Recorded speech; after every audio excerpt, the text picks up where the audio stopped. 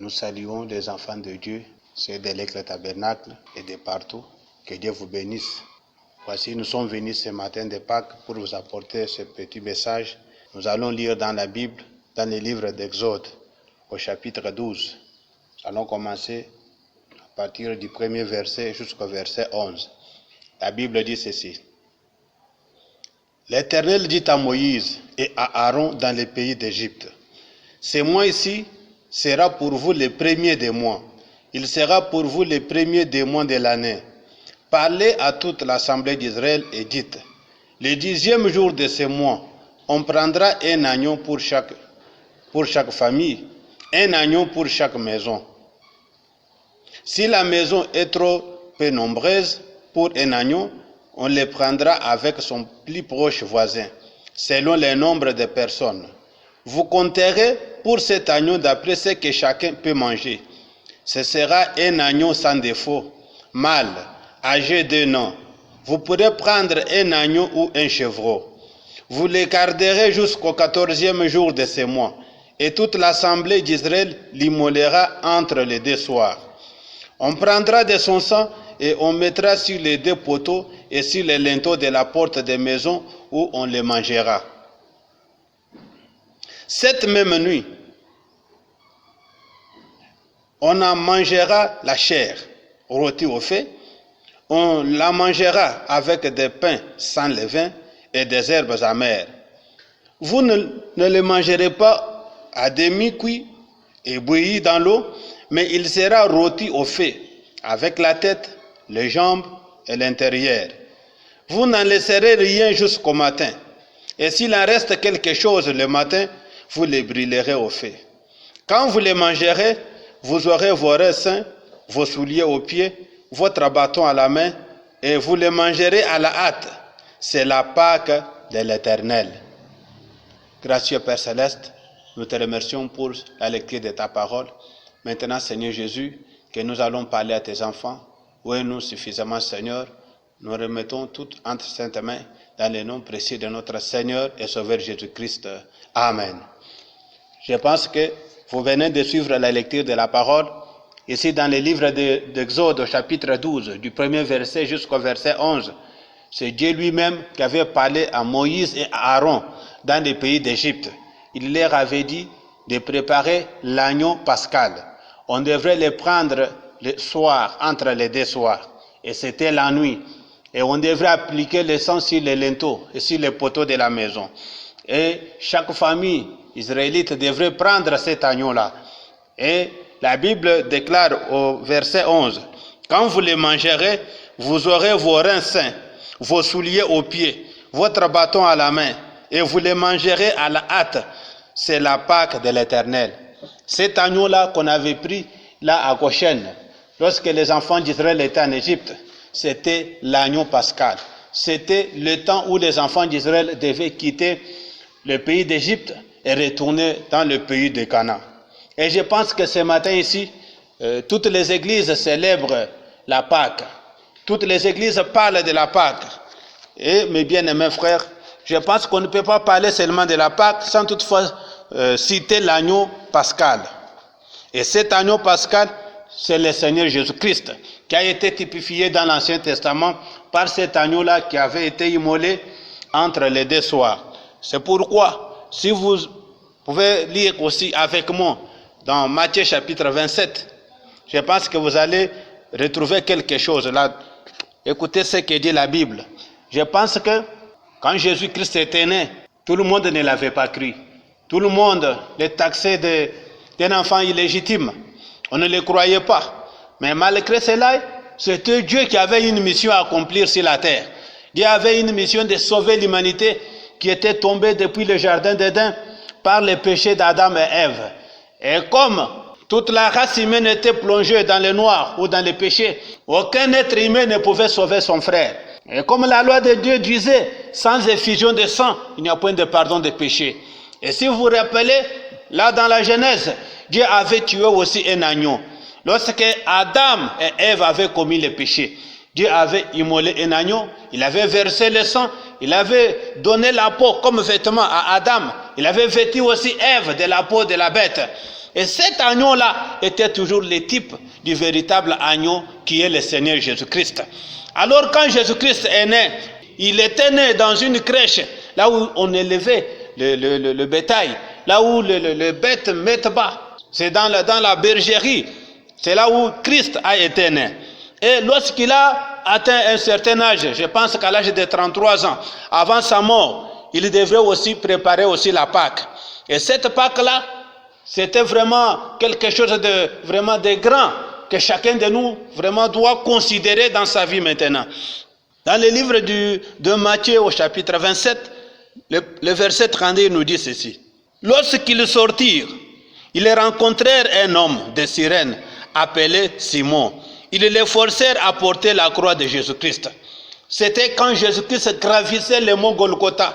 Il avait sur lui tous les péchés de l'humanité. Tes péchés et mes péchés étaient sur son dos. On était en train de le fouetter. On était en train de l'insulter. Il montait là pour être crucifié. Pourquoi? Il n'avait aucun péché. Mais il portait les péchés de l'humanité sur lui. Et arrivé à ce lieu ici, on a trouvé un homme de Cyrène nommé Simon. On l'a contraint de porter la croix de Jésus. Et cet homme-là a porté la croix de Jésus. Arrivé au lieu nommé Golgotha, ce qui signifie le lieu de crâne, ils lui donnèrent à boire de vin mêlé de fiel. Mais quand il lui goûtait, il ne voulut pas boire. Après l'avoir crucifié, ils se partagèrent ses vêtements en tirant au sort, afin que s'accomplisse ce qui avait été annoncé par les prophètes. Ils se sont partagés mes vêtements, ils ont tiré au sort matinique. Puis ils s'assirent et le regardèrent. Est-ce que vous comprenez? Christ, on l'a crucifié, on a déchiré ses vêtements, on les a tirés au sort. Tout ce qui arrivait là-bas, c'était l'accomplissement de toutes les promesses parlées par les prophètes de l'Ancien Testament. Je pense que si vous êtes lecteur de la Bible, je pense que nous sommes déjà dans le livre des Psaumes au chapitre 22. Là où David avait crié, « Mon Dieu, pourquoi m'as-tu abandonné ?» Si vous regardez dans la vie de David dans sa vie, il n'a pas souffert comme le Seigneur Jésus-Christ, mais c'était l'Esprit de Christ en David. Écoutez d'abord ici. Et maintenant, pour indiquer le sujet de sa condamnation, on écrivit au-dessus de sa tête, celui-ci est Jésus, le roi des Juifs. On a écrit au-dessus de lui là, celui-ci est Jésus, le roi des Juifs. C'était pour l'insulter, c'était pour l'humilier, sans toutefois savoir qu'il était réellement le roi. Pas seulement le roi, mais il était le roi des rois. Les passants l'injuriaient et se moquaient et secouaient la tête en disant, toi qui détruis les temples et qui les rebâtis en 3 jours, sauve-toi toi-même. Si tu es le Fils de Dieu, descends de la croix. Tous les passants, ils regardaient Jésus à la croix, ils l'insultaient. Toi tu disais que tu vas détruire les temples et les rebâtir en 3 jours. Maintenant tu es à la croix, descends de la croix. Si tu es le Fils de Dieu, et nous allons te croire. Pas seulement les passants, les principaux sacrificateurs, avec les scribes et les anciens, se moquaient aussi de lui et disaient, il a sauvé les autres et il ne peut se sauver lui-même. S'il est le roi d'Israël, qu'il descende de la croix et nous croirons en lui. Les principaux sacrificateurs, les prédicateurs, les pasteurs, les bishops se moquaient du Seigneur Jésus-Christ lorsqu'il était à la croix. Il disait que si tu es réellement le roi d'Israël, descends de la croix et nous allons te croire. Jésus était calme. Il n'a rien dit. Pourquoi il était calme? Parce qu'il était l'agneau de Dieu. On l'a mené à la boucherie. On l'a mené à l'abattoir. Il n'avait pas fait de grimaces. Il n'a pas bougé. Il n'a pas pleuré. Il était calme. Il avait une mission à accomplir. Cette mission-là, c'était de sauver l'humanité. Et c'est les gens de la terre, les êtres humains, les pasteurs, les grands hommes de la terre qui ont crucifié le Seigneur Jésus-Christ. Écoutez mes bien-aimés, nous sommes toujours dans le livre de Matthieu chapitre 27. Il dit ceci. S'il s'est confié en Dieu, que Dieu le délivre maintenant. S'il l'aime, car il a dit, je suis le Fils de Dieu. On était en train vraiment d'insulter Jésus. Tu as dit que tu es Fils de Dieu, que Dieu descende maintenant qu'il te sauve. Les brigands même crucifiés avec lui l'insultaient de la même manière. Il y avait un brigand à sa gauche, il y avait un brigand à sa droite. Alors que tout le monde se moquait de Jésus, les brigands, eux aussi qui étaient crucifiés, l'un d'eux se moquait aussi de Jésus. Depuis la 6e heure jusqu'à la 9e heure, il y eut des ténèbres sur toute la terre. La 6e heure, là, c'est à partir de 12 heures. Selon la manière de compter les heures, là chez les Juifs, la première heure c'est 6 heures du matin. Et la 6e heure c'est 12 heures. Et de 12 heures jusqu'à 15 heures, il y eut des ténèbres sur toute la surface de la terre. Et vers la 9e heure, Jésus s'écria d'une voix forte, Eli, Eli, lama sabachthani. C'est-à-dire, mon Dieu, pourquoi m'as-tu abandonné? Quand Jésus a lancé ces cris-là, quelques-uns de ceux qui étaient là, l'ayant entendu dire, il appelle Élie. Et aussitôt l'un d'eux courut prendre une éponge qu'il remplit de vinaigre, et l'ayant fixé à un roseau, il lui donna à boire. Mais les autres disaient, laisse voyons si Élie viendra les sauver. Jésus poussa de nouveau un grand cri et rendit l'esprit. C'était un vendredi soir à 15 heures.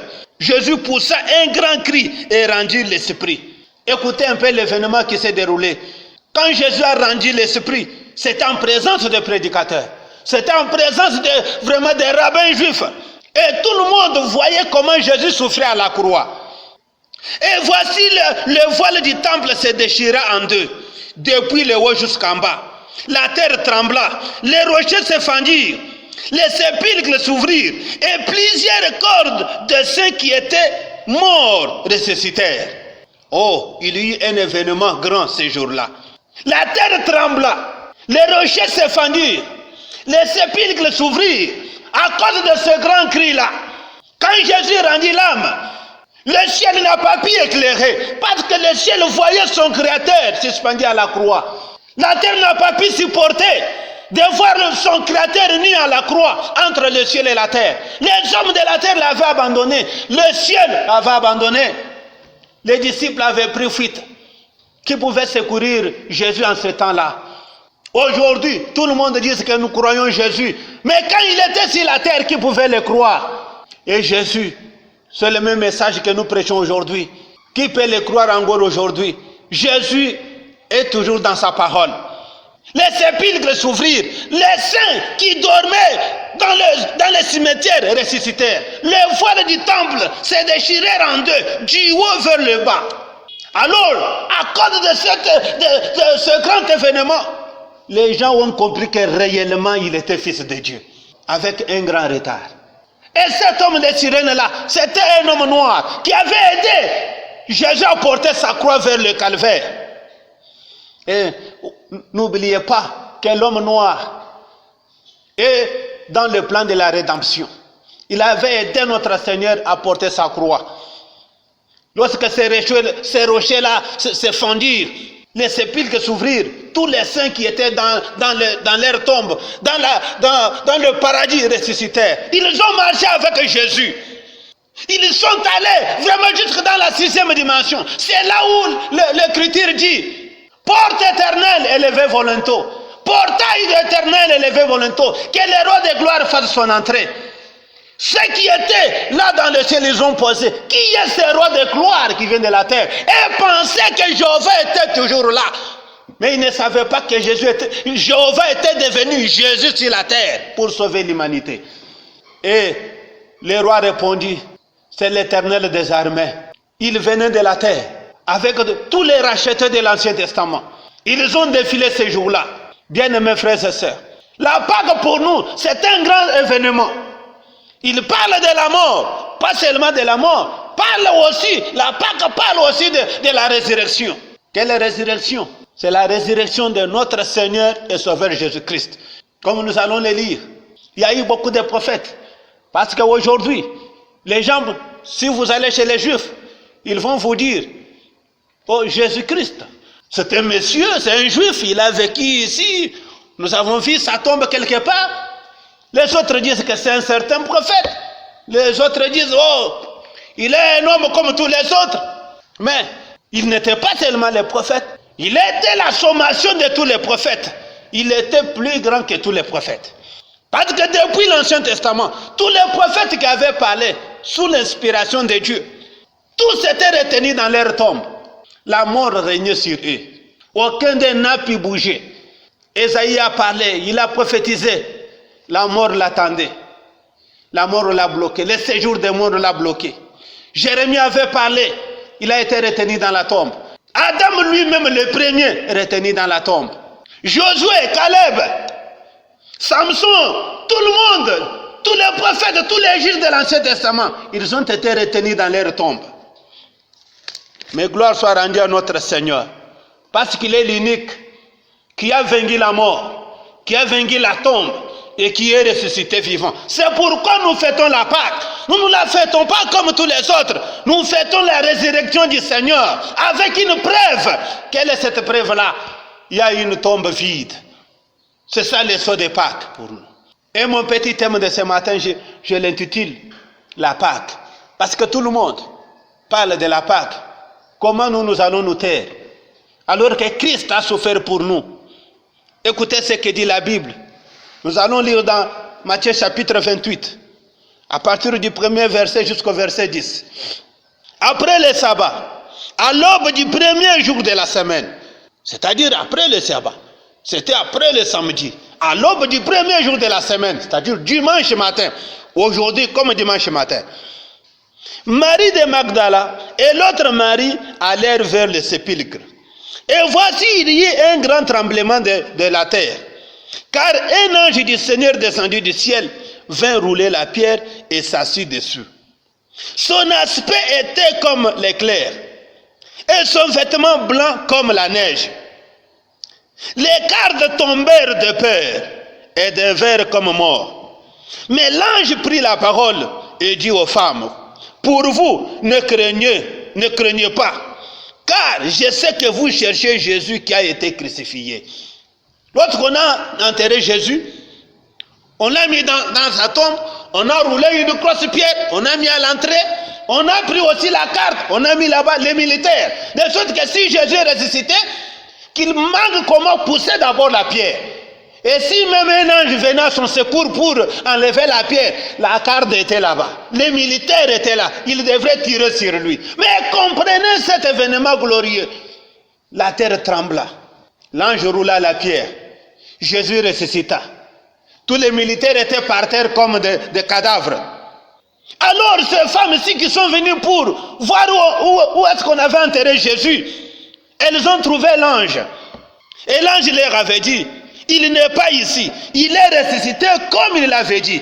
Venez, voyez les lieux où il était couché. Et allez promptement dire à ses disciples qu'il est ressuscité des morts, et voici il vous précède en Galilée. C'est là que vous le verrez. Voici, je vous l'ai dit. Jésus ressuscita d'entre les morts. Il est allé jusqu'en Galilée. L'ange a dit, vous allez le voir en Galilée. Elles s'éloignèrent promptement du sépulcre avec crainte et avec une grande joie. Et elles courirent pour porter la nouvelle aux disciples. Quand elles étaient en train de courir là, et voici Jésus vint à leur rencontre et dit, je vous salue. Elles s'approchèrent pour saisir ses pieds et elles se prosternèrent devant lui. Alors Jésus leur dit, ne craignez pas. Allez dire à mes disciples de se rendre en Galilée. C'est là qu'ils me verront. Est-ce que vous comprenez? C'est là qu'ils me verront. La mort n'a pas dominé sur Jésus, n'a pas retenu Jésus. La tombe n'a pas retenu Jésus. Le séjour des morts n'a pas retenu Jésus. Il est sorti vivant. Il est le seul parmi tous les prophètes qui a vaincu la mort, le séjour des morts, et qui est sorti vivant, qui est vivant jusqu'à aujourd'hui. Si on peut compter les grands hommes sur la terre, Jésus est l'un des grands hommes de la terre. Il est au-dessus de tous. Beaucoup ont fait des démonstrations. Il y a eu des gens qui ont conquéri le monde, qui ont provoqué la guerre mondiale, qui ont fait de ceci et de cela. Mais aujourd'hui, la mort domine sur eux. Je pense que vous connaissez l'histoire. Hitler a dominé sur cette terre. Bonaparte et les autres, aujourd'hui, où sont-ils? Bloqués dans leur tombe. Mais quand Jésus de Nazareth, Jésus-Christ notre Seigneur, lorsqu'il est allé jusque dans la tombe, Il est sorti vainqueur. Il est le seul qui a vaincu la mort. C'est pourquoi nous commémorons la Pâque. C'est-à-dire la résurrection du Seigneur Jésus-Christ. Avec preuve. Si vous allez là, chez les Juifs, vous allez trouver une tombe vide. Aujourd'hui, tout le monde veut aller à Jérusalem. Tout le monde veut aller là-bas pour entrer dans sa tombe. Jésus n'est pas là. Jésus est dans sa parole. Et si vous ne croyez pas sa parole aujourd'hui, vous ne le verrez pas. Parce qu'en son temps, les gens ne le croyaient pas. Voir Jésus, c'est voir sa parole. Voir l'accomplissement de la promesse de ton temps. Quelle promesse avez-vous cru? Est-ce que vous marchez avec Jésus? Bien-aimés frères et sœurs, nous parlons de la Pâque. Même chez les Juifs, quand ils ont mangé l'agneau pascal, ils étaient debout, les souliers aux pieds. Tout était prêt pour le départ. Maintenant, la Pâque que nous fêtons aujourd'hui, oh, c'est grave. Alors que les églises sont fermées à cause de cette pandémie, alors que les écoles sont fermées à cause d'une maladie, est-ce que cette maladie-là dépasse le Seigneur Jésus? Je ne crois pas. Il est le seul qui a vaincu la maladie, qui a vaincu la tombe. Il est capable de nous délivrer. Bien-aimés frères et sœurs, nous fêtons la Pâque. Quand la délivrance d'Israël a commencé, Dieu avait dit, maintenant, vous devez être prêts pour la marche. Lorsque vous serez sous le sang, mettez vos chaussures, saignez vos reins, prenez votre bâton dans la main et soyez prêts pour l'appel ou soyez prêts pour sortir. Quand vous mangez la Pâque, quand vous célébrez la Pâque, est-ce que vous êtes prêts pour sortir comme les enfants d'Israël l'avaient fait? Parce que nous sommes dans le monde maintenant. Nous allons quitter ce monde. Ce monde n'est pas chez nous. Ce monde rempli de microbes, ce monde rempli de virus n'est pas chez nous. Nous avons un chez nous. Là où coule le lait et le miel. Quand Israël était en Égypte, malgré l'abondance et richesse de l'Égypte, ce n'était pas le pays des enfants d'Israël. Ils avaient la terre promise là où ils devraient partir. C'est pourquoi, mes bien-aimés frères, ce monde n'est pas chez nous. Chez nous, c'est quelque part où Christ est allé nous préparer une place. Eh bien, quand un homme entre en Christ pour prêcher l'évangile, il porte ses souliers de l'évangile, les casques du salut, la cuirasse de la justice, et il serre ses reins, parce qu'il doit entrer vraiment dans un voyage, dans une marche avec Jésus-Christ. Et quand vous prenez la Pâque ce matin, comprenez que vous devez serrer vos reins, serrer la ceinture, être prêt pour la sortie. Vous sortez vers où? Et vous allez où? Israël avait quitté l'Égypte vers la terre promise. Et vous allez quitter le Congo vers les États-Unis? Non. Nous quittons le monde vers la gloire. Et avec notre capitaine à 5 étoiles devant nous, le Seigneur Jésus-Christ, qui a vaincu la mort, il va nous recevoir un jour dans la gloire. Écoutez ce que dit la Bible dans le livre d'Éphésiens au chapitre 6. Éphésiens chapitre 6, nous allons lire le verset 14. La Bible nous dit ceci. Bien-aimés frères et sœurs, tenez donc ferme. Si vous veuillez commencer à partir du verset 13. C'est pourquoi prenez toutes les armes de Dieu afin de pouvoir résister dans les mauvais jours et tenir ferme après avoir tout surmonté. Prenez toutes les armes de Dieu. Tenez donc ferme. Ayez à vos reins la vérité pour ceinture. Un chrétien doit avoir la vérité comme ceinture. Partout où il marche, il est censé dire la vérité. Même devant la mort, il doit dire la vérité. Devant l'argent, il doit dire la vérité. Revêtez la cuirasse de la justice. Mettez pour chaussure à vos pieds les ailes que donne l'évangile de paix. Prenez par-dessus tout cela les boucliers de la foi, avec lesquels vous pourrez éteindre tous les traits enflammés du malin. Prenez aussi les casques du salut et l'épée de l'esprit, qui est la parole de Dieu. C'est pourquoi nous prêchons la parole de Dieu. C'est ça l'épée de l'esprit. Cette parole qui discerne les pensées, qui sépare les jointures et les moelles. La parole de Dieu est puissante. Nous parlons de la Pâque. Israël avait mangé la Pâque. Israël est sorti de l'Égypte vers la terre promise. Et nous aussi, quand nous mangeons la Pâque, nous commémorons la résurrection de notre Seigneur et Sauveur Jésus-Christ. Il est le seul. Notre religion chrétienne est la seule vraie religion. Parce que le fondateur de notre religion est vivant aujourd'hui. Il a défié la mort. Il a défié la tombe. Il a défié le séjour des morts. Alors que d'autres fondateurs religieux sont retenus dans leur tombe. C'est pourquoi nous avons la fierté de proclamer le nom de Jésus. Il est le Tout-Puissant. Il est le seul qui a dit, tout pouvoir m'a été donné au ciel, sur la terre et en dessous de la terre. Et il n'y a qu'un seul nom devant lequel tout genou doit fléchir. C'est le nom du Seigneur et Sauveur Jésus-Christ. Si vous avez un autre Dieu, comprenez que ce matin, nous vous présentons Jésus-Christ, l'agneau pascal. Nous vous présentons Jésus-Christ, l'agneau pascal, qui a été typifié là en Égypte. Même tout au long de la marche des enfants d'Israël, ils se souvenaient toujours de cet agneau-là, l'agneau pascal. Bien-aimés frères et sœurs, c'est pourquoi le prophète nous dit ceci, dans le message de la rédemption par la puissance. Je vais lire le paragraphe 78. Quelle belle image ce jour, lorsque vous sentez que si vous commencez à vous relâcher, et lorsque le diable vous dit, ça ne sert à rien, baissez la main et resserrez la ceinture un petit peu.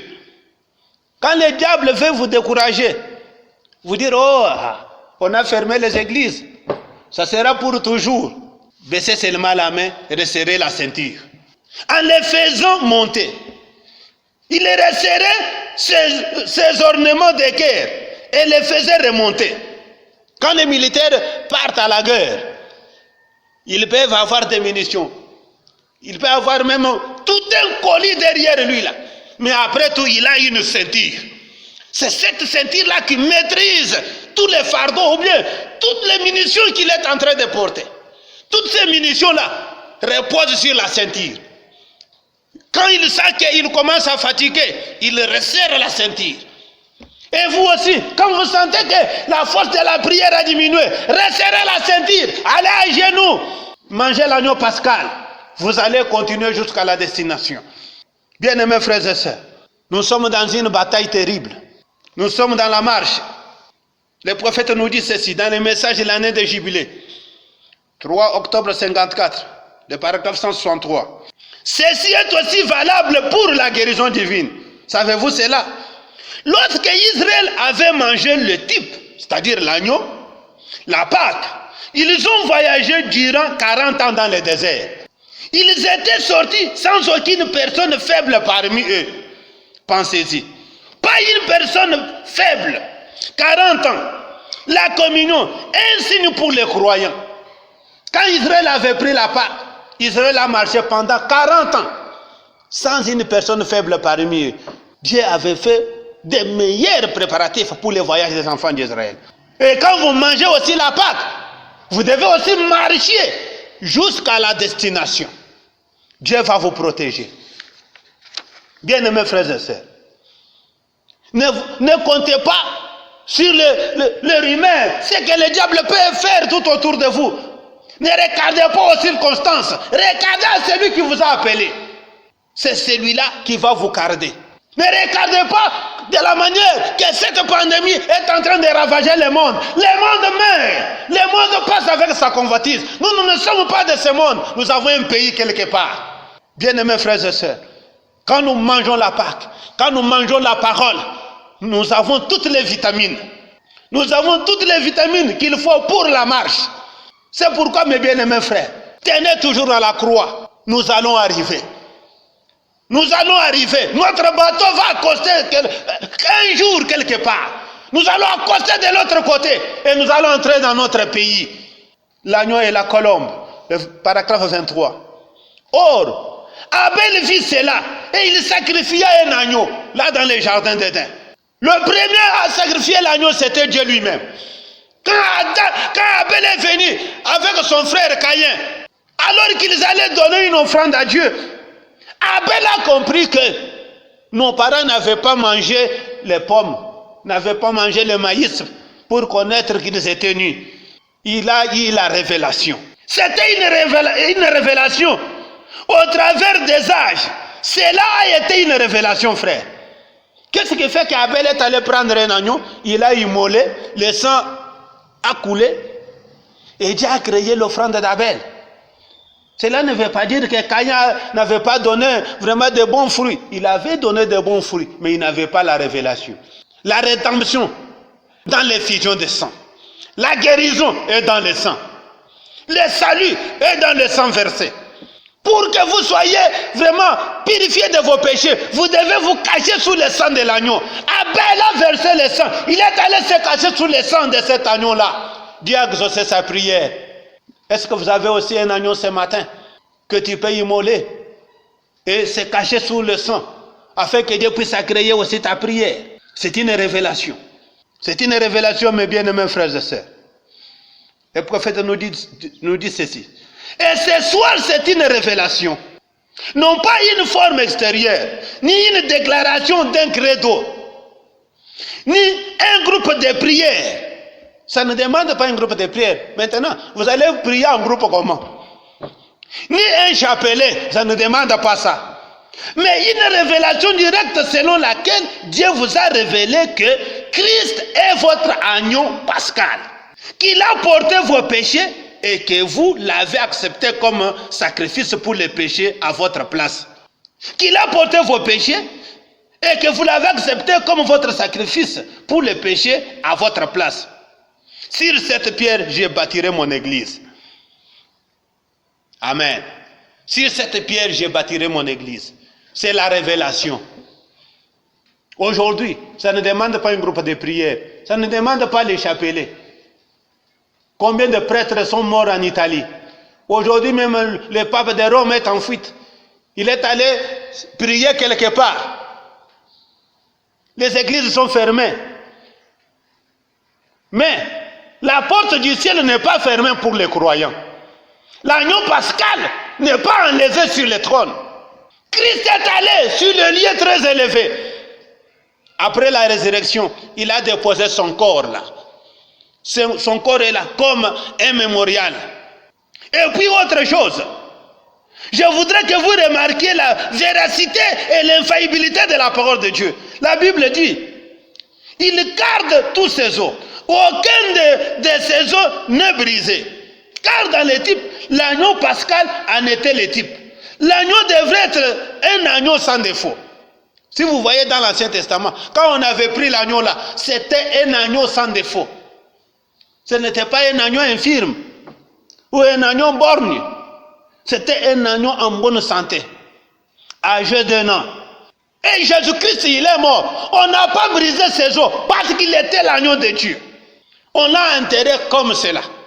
Tous ses os étaient en bonne et due forme. Pourquoi? Parce qu'il était l'agneau dont les enfants d'Israël avaient mangé en Égypte. Il était la prophétie de David dans les psaumes. Bien-aimés frères et sœurs, lorsqu'Israël sortait de l'Égypte, qu'est-ce que Dieu avait fait? La grâce leur avait produit de grandes choses. La grâce leur avait produit un agneau pascal. Pour le voyage, il faut un agneau pascal.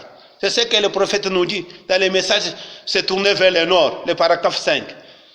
La grâce les avait pourvus d'un prophète. Il y avait l'agneau pascal, il y avait le prophète.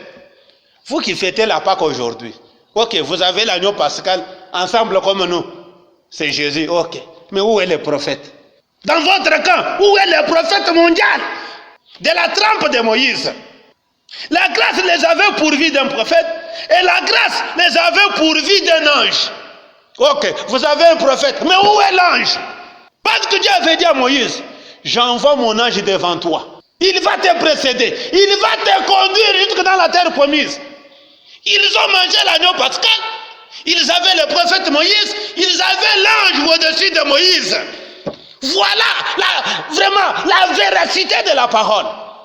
Voilà la bonne manière de fêter l'agneau, ou bien de prendre l'agneau pascal. Oh, la Pâque. Où est l'agneau pascal? Oh, nous avons Jésus. D'accord. Où est le prophète? De la trempe de Moïse. Où est l'ange? Au milieu de vous. L'agneau pascal était pour leurs péchés. Vous comprenez? L'agneau pascal était pour leurs péchés. Le prophète était leur instructeur. L'ange était leur guide. Hein? Les trois là figurent dans la Pâque. La grâce les avait pourvus de tout. Qui est votre instructeur aujourd'hui? Qui vous conduit aujourd'hui? Vous devez avoir un ange devant de vous qui doit vous conduire. Nous ne fêtons pas la Pâque comme tous les autres, mais nous avons la fierté parce que nous avons Jésus-Christ comme notre agneau pascal. Nous avons les prophètes comme notre instructeur. Nous avons l'ange au milieu de nous. Un prophète avec l'ange au-dessus de sa tête. Moïse avec l'ange au-dessus de sa tête. Voilà la confirmation. Quand Jésus était sur la terre, il était lui-même l'agneau, il était lui-même l'ange, il était lui-même le prophète. Tout était en lui. Mais vous aujourd'hui, vous fêtez la Pâque sans les prophètes. Vous fêtez la Pâque sans l'ange au milieu de vous. Si vous voyez avec les enfants d'Israël, l'ange a circulé la nuit pour voir tout celui qui avait mis les sceaux ou bien qui avait appliqué les signes. Est-ce que vous l'avez aussi? Dans le message Les sceaux de Pâques, le 10 avril 65, paragraphe 18. Vu que Pâques, j'ai imprimé cela dans mon cœur. C'est ça la réunion la plus glorieuse, ou l'événement le plus glorieux de l'année. Écoutez, bon, j'ai dit ceci. C'est à la Pâque où il a prouvé ce que disait la Bible. C'est à la Pâque où Jésus a prouvé ce que la Bible disait de lui. Toutes les Écritures annonçaient ce qu'il allait faire, Il a scellé sa qualité de Messie en ressuscitant d'entre les morts. Les sceaux de Pâques. Il a scellé sa qualité de Messie en ressuscitant d'entre les morts. Il a prouvé à tout le monde qu'il est le Messie en ressuscitant d'entre les morts. Et aujourd'hui, est-ce que vous aussi, vous croyez en cela? Est-ce que vous croyez en la résurrection du Seigneur? Ce n'est pas les mêmes choses que ce qu'on achète avec notre argent, ou une vignette, ou quelque chose comme cela. Non. Il nous faut être associés à cette grande chose que Christ a faite pour nous. Quoi? Il faut entrer en Christ, dans la rédemption. Mais par-dessus tout cela, je pense que Pâques a scellé le tout. Parce qu'il y avait eu avant lui des prophètes sur la terre. Il y avait eu sur la terre des prophètes avant lui, qui avaient guéri les malades, même ressuscité les morts. Et accompli les mêmes miracles que Jésus. Oui, Moïse a fait des grands miracles. Samson a fait des grands miracles. Beaucoup de prophètes ont fait des grands miracles. Mais Pâques a apporté la preuve. Quelle preuve? La preuve de la résurrection. Pour les croyants, Pâques a scellé la parole de Dieu pour toujours. Pour les croyants, la Pâques, c'est ça le sceau. C'est ça le sommet. C'est pourquoi nous adorons le Seigneur Jésus-Christ. Il a prouvé qu'il est Dieu. Il a donné sa vie. Il a repris la vie. Et il est vivant jusqu'à ce matin. Toutes les craintes, tous les doutes ont été anéantis en ce matin de bonheur. L'homme avait été comme enfermé dans une prison. Même les gens religieux jusqu'à ce jour. Parce qu'ils avaient vu des grands mouvements religieux, des mouvements du Saint-Esprit, ainsi de suite. Mais lorsqu'un homme mourait, il semblait que c'était terminé. Un prophète veut venir, oh, j'ai l'Esprit de Dieu, j'ai les grands dons, tout ça. Mais quand il mourait, c'était fini. Mais quand celui-ci est venu et qu'il a dit, j'ai le pouvoir de donner ma vie, et j'ai le pouvoir de la reprendre, et qu'ensuite il a prouvé ce qu'il avait dit, pour moi, ça scelle le tout. Quand quelque chose a été dit et que cela a été réalisé, cela a scellé le tout. Cela a brisé tous les sceaux d'obscurantisme et les superstitions des autres religions. Je pense que vous comprenez. Et tout, dans lesquels des grands hommes s'étaient élevés et avaient dit des choses glorieuses et merveilleuses. Mais tous ceux-là, ils sont dans la tombe. Tous ces gens-là sont dans leur tombe. Mais notre religion chrétienne est la seule qui a la tombe vide. Et pour moi, ça prouve qu'il est le Dieu des morts et le Dieu des vivants. Il peut faire revenir des morts à la vie. Cette puissance vivifiante, cet esprit vivifiant qui est le sien, a prouvé que tout au long des années, qu'il est celui qui peut ramener les morts à la vie. Jésus-Christ est le seul qui peut ramener les morts à la vie. Bien-aimés frères, pour terminer, toujours dans les messages les sauts de Pâques, notre prophète était allé dans une grande usine où on était en train de fabriquer le fer, les ferrons, les clous, beaucoup d'histoires. Il a remarqué que après avoir tout terminé, les travailleurs qui étaient là, ils ont laissé tout par terre. Ils sont sortis. Et quelques temps après, il y avait par terre beaucoup de pièces métalliques, d'aluminium, de papier, beaucoup d'histoires. Mais on a laissé un aimant qui circulait la salle. Quand cet aimant-là est entré, toutes les pièces métalliques ont commencé à monter et aller rejoindre l'aimant. Qu'est-ce que cela veut dire? Dans l'aimant-là, il y avait la puissance d'aimanter toutes les pièces. C'est-à-dire, quand Jésus-Christ est allé au ciel, la même puissance qui avait ressuscité Jésus, c'est la même puissance qui se trouve dans les croyants. Et un jour, Jésus-Christ va descendre. Et à sa seconde venue, toutes les pièces aimantées, toutes les pièces ayant le même caractère que Jésus, le même esprit qu'avait Jésus, seront aimantées, seront enlevées à la fin de cet âge ici. Nous vivons les dernières heures du dernier âge.